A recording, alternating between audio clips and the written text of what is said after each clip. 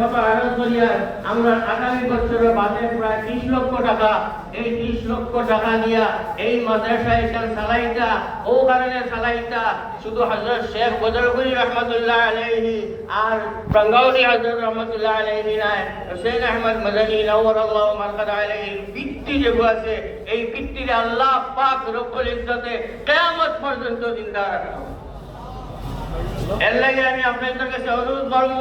আজকের এই মাহফিলটাকে আমি শুরুয়াত করি আর আল্লাহর সাক্ষী রাখি আমার আল্লাহ দেখলা তান দ্বীনে ইসলাম আর তান আউলিয়া কেরাম করে জীবিত হাল লাগি মানুষের কাছে হক্কানি উলামা ওকল করার লাগিয়া আমি আজকে আপনাদের কাছে আত্ম দিলাম। আপনারা আমার সাহায্য করে দেখবা যেই যতটুকু পাবে আমার মানুষ আগে আপনারা দেখবা আমার ইনা নারায় তাকবীর সাদা এটা কোনো